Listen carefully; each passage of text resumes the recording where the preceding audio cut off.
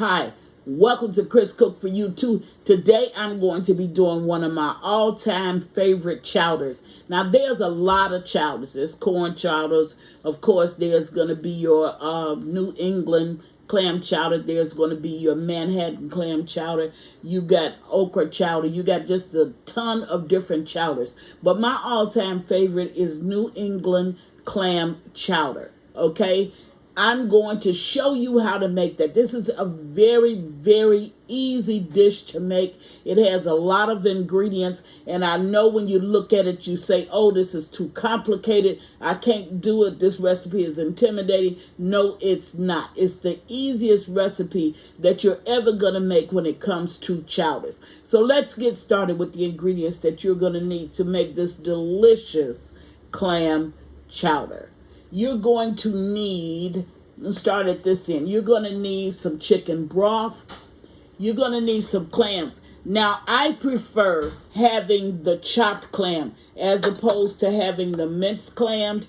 But when I looked down, I didn't know that I had mistakenly gotten a mince. But because I'm using so many of the chopped, this mince is not going to make a difference. But in normal cooking process, the mince is just going to be too fine. Okay, you're not going to get a meaty taste like you would get if you were using the chop. So we're going to need the clam. We're going to need the clams. We're going to need 2 bottles of clam juice, or depending on how much you're making. So I'll just say we'll need clam juice. And of course, as always, your recipe is going to be at the bottom of the tutorial. We're going to need some white pepper. We're not going to use black pepper because we don't want the specks to show up. We're going to need some salt. We're going to need some half and half thyme. We're going to need some minced garlic. Down front, you have potatoes and you have celery. We're going to need some onion. We're going to use cornstarch as the thickening agent. And you're going to need some bouillon. Now, if you don't have chicken bouillon, the little chicken bouillon cubes, this is a very good bouillon to buy. And I buy it in these large containers. It's not that expensive. I think it's a little bit over $10, $12. So that's a good investment because you can use this so many times. Now, I'm going to use one optional ingredient. You don't need to use that. I'm going to use bacon. Now, the reason why I'm using bacon is because the recipe does call, when you're sauteing up your vegetables, they want you to do it, or it should be done, in bacon grease.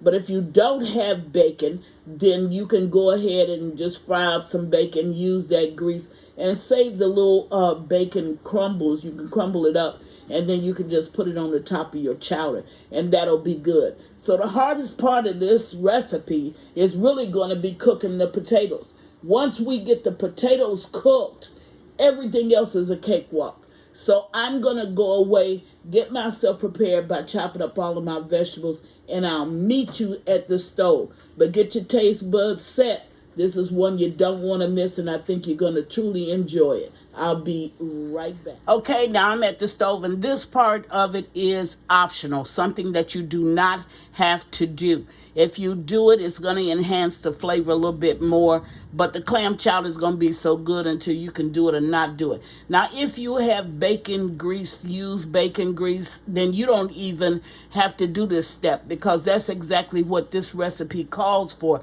It does not call for fresh oils, because you need the flavor of that infused oil coming from the bacon in order to enhance the flavor of the chowder. So what I'm going to do now is, I have 5 strips of bacon in this. If you can see, I'm using an oversized pot, but you know why that is, because I feed a lot of people. And again, I say that your tutorial in the tutorial space, there will be a copy for your ingredients that you're going to need in order to make this delicious chowder. So what I'm going to do is, I'm going to go ahead and fry up this bacon. And once I get this bacon all fried up, then I'm going to bring you back, and we're going to move into the steps of the chowder. I'll be right back. Now, here's the bacon. I've already done that. Again, this is optional. You don't need to do it. I fried it up. So I'm going to sit it over to the side. This is how much grease I had left from the 5 pieces of bacon. So I'm going to go ahead and I'm going to saute up my vegetables. Sorry about that with that. So I'm going to put in my celery. Now this is going to take me about 3 minutes to get it translucent. Don't worry about if you had any granules that was left from the bacon down in the pan. Don't try to strain it out. That's just going to be added flavor. So allow it to just stay in there. So once you take your bacon out, use the same grease without removing the granules that was in the bottom from the bacon when you fried it up. And you go ahead and you fry up or saute up your celery. And at this point, you add your onions to that. So like I said, this is a 3-minute process. So I'm going to go away and get this cooked for 3 minutes. Do not add the garlic right now because garlic will burn. It's a fast cooking ingredient. It will burn. You want to get these sauteed up and then you're going to add your garlic in, say the last 30 seconds of cooking with the sauteed vegetables, you will add your garlic in. Now you're not looking for burnt, you're not looking for overcooked, you're looking for translucent. So once these vegetables become translucent, then they're ready to go to the next step. So I'll bring you back and I'll show you what that is. Be right back. Okay, now I'm back and this is like the last 30 seconds of cooking. So I'm going to go ahead and add in my garlic. This is minced garlic. And I put 2 tablespoons over in the pot. And this is the perfect timing because I got 30 seconds and I don't want this to start burning up, I'm sorry.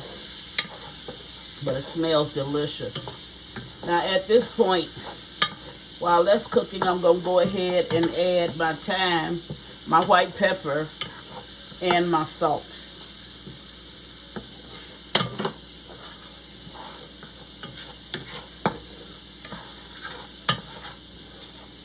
Okay. Now I got those ingredients in there. So now it's at this point that I'm going to go ahead and add in my potatoes. Now, you small cube your potatoes. Okay? You don't big cube them. And here's where you can, all your time is going to start to move fast.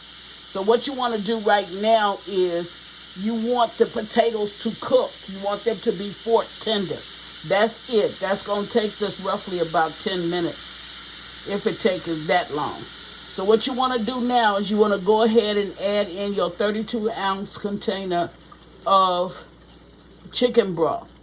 Now, 32-ounce container of chicken broth is roughly going to feed probably about 6 people. Why is that? Because you still have some other liquids that you have to add. So you could probably get 6 people, maybe a little bit more out of that.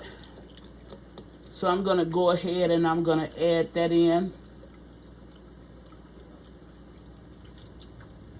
Okay, then you're going to go ahead and you're going to add your clam juice to this. Now, you don't need 2 clam juices. I'm using 2. You'll probably only need 1. But this is what your potatoes are going to boil in. Okay. And if you want to go ahead and add your chicken stock to this, you can while it's boiling. So I'm gonna add my chicken stock in. That's the chicken stock. I'm gonna add it in a minute. I'm gonna allow this to boil a little bit. Then I'll bring you back and I'll show you when I add it in. I'll be right back. Okay, now I got the granulated chicken soup base over here. So I'm gonna add like 2 heaping tablespoons of that. Let's just go add a little bit more flavor. I'm gonna make it 3. Alrighty. So what I'll do when these potatoes become fork tender, then I'll bring you back, because after then, now it's going to be fast moving. So the only thing that I have to do is wait on them to be fork tender, but because they're cubed so small, see how small they're cubed, and you don't want them any bigger than that. See, because they're like that, it'll only take under 10 minutes for these to go ahead and cook. So when they do, I'll bring you back. Be right back. Okay, now I'm back, and let me try to show you what fork tender is. It's just tender enough to get the fork in. It's not tender enough to break it, because you don't want it broken up in here and then it turning into mashed potatoes. Forget that. It's just tender enough to get the fork in it. So that's all you're looking for. Because remember that this is still cooking, okay? So you just want to be able to insert that fork and let it hold its own weight. Now what I'm going to do is to go ahead and add the clams and the juice. And for the sake of time, I just went ahead and I opened all of them up. But I want you to look at this. This is the difference in, this is chopped. See how that's chopped? Now mince would be something like this.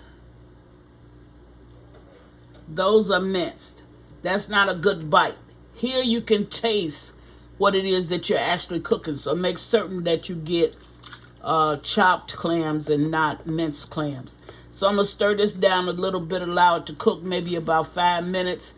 And then maybe not 5 minutes, maybe about 3 minutes. And then I'll bring you back. But like I said, it's a cakewalk from the potatoes being fork tender. So they're fork tender, so I'll bring you back in a few. Be right back. Okay, now I'm back, and this is like a little light boil. But it's at this point, that's been about 2.5, 3 minutes. But it's at this point that I have to add my, well, I'm going to add my half and half.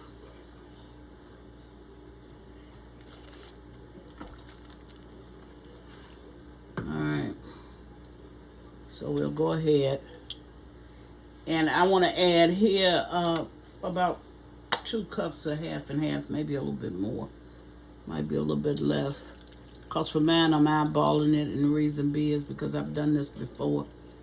So alrighty, see my potatoes, they stand whole. Okay, but they're still cooking. It's just that everything is cooking on a simmer. Just a little bit more. Alrighty, so I'm going to allow this to cook for about 2 minutes. Like I told you, this is the cakewalk part.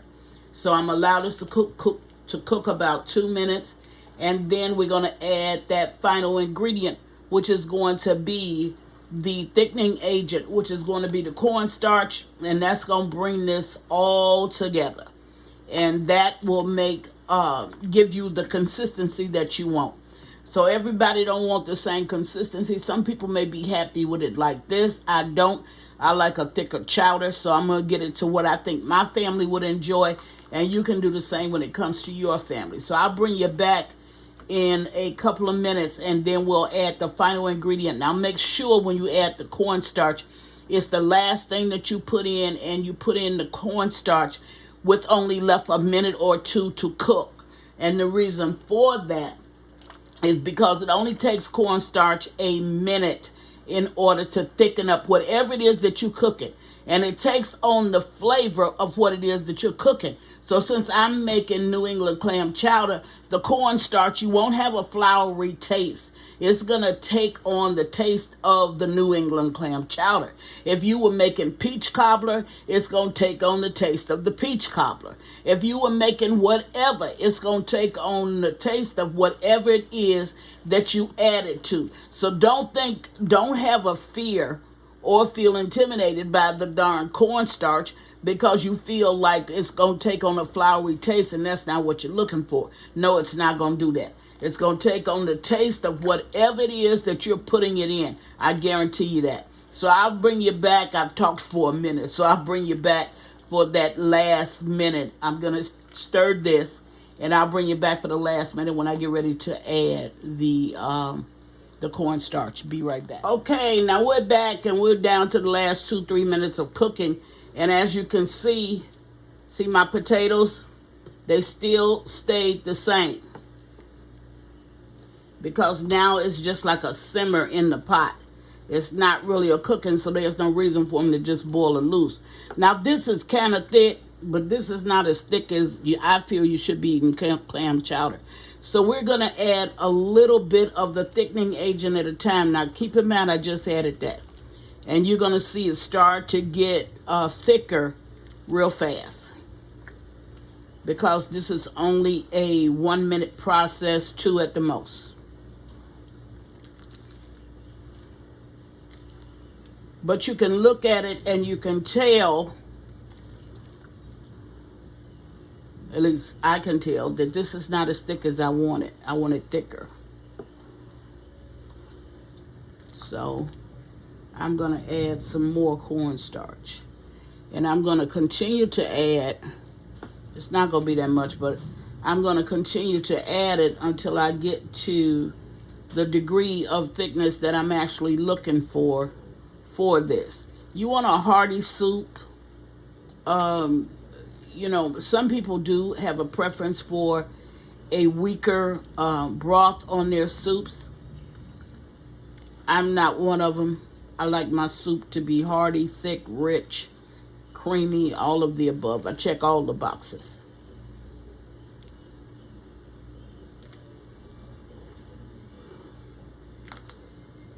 So one other thing that I wanted to tell you, and I didn't think about it until just now, do not cook this with a pot top on it. Everything you've seen me do has been open face. Now look at how creamy that soup has gotten.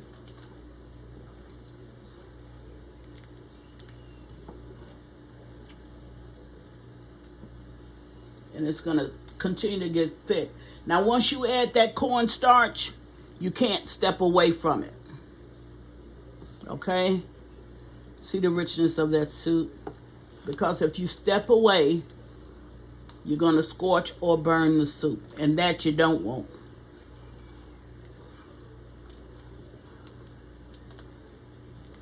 That you really don't want.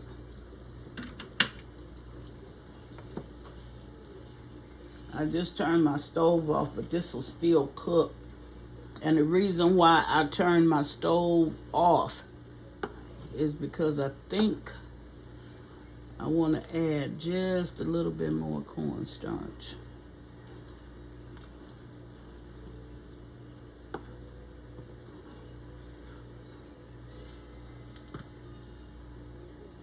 But it moves real fast. The cornstarch does, and with it moving that fast, you can very easily burn. Now my stove is not on, that's just the heat that came from the stove being hot. So I'm going to go ahead and I'm going to add just a little bit more cornstarch.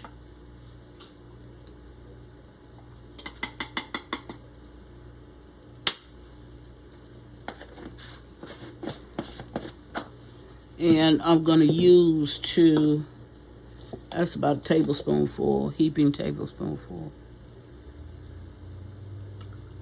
And I'm just going to use the, there, it's sticking.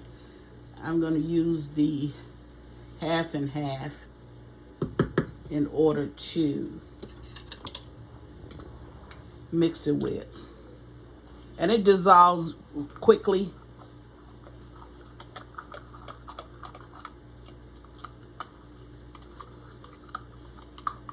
And that's all you need. And you see that little boil that it's giving off, that little random looking boil in the middle? It's a light rolling boil. Well, that light rolling boil is all you want. That's it. And it's at this point that it's ready. The only thing that you're trying to get now is you just want it to be as creamy as you would like for yours to be. Alrighty. That's it. Look at it. See how creamy that soup is? Or the chowder is? It's super creamy. So what I'm going to do, I'm going to dish you up a bowl and show you exactly what this looks like. You know I don't believe in throwing away nothing. So that last little bit that was in there, I had to just go ahead and get it out. It would have irked me if I didn't. Okay, this is ready. And that is how you make New England clam chowder. Now, this was a very easy process. If you do what I do, you're going to get the same results that I get. The identical same results. You still have your potatoes. You can get a bite of potatoes.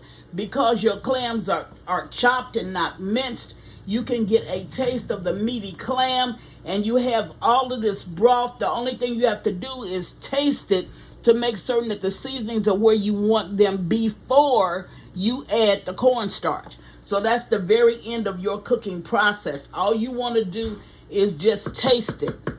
And then you want to go from there. So that's what Chris is making today, is some New England clam chowder. I had a taste for this. I think that if you try it with your family, you're going to truly enjoy it. I'm going to go ahead and dish you up a bowl so you can see exactly what it looks like. And I wish that you were here to actually taste it, because again, if you've never had it, you will love it. And if you had it before, you already know. Look. See that? Look at that. See how creamy and rich that looks? See how it coats that ladle? This is heaven in a pot. I'm telling you.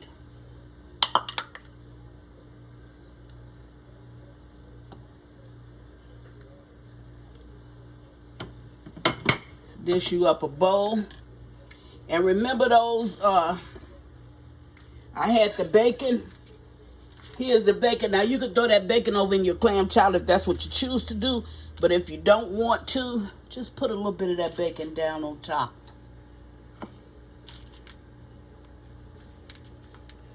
Now go ahead and get you some crackers and put with this. Eat it all up and get ready to take a nap, because that's exactly what's going to happen.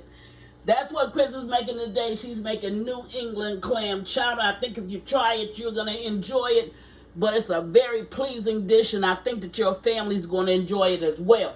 We're moving toward the winter months. We're now in autumn, and I wanted to give you something that I think would truly bless your life when it comes to your menus in the kitchen.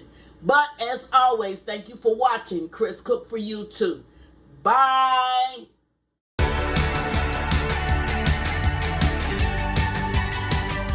Please follow me on Instagram and Facebook at Chris Cook for you too. And don't forget to share this video. Bye.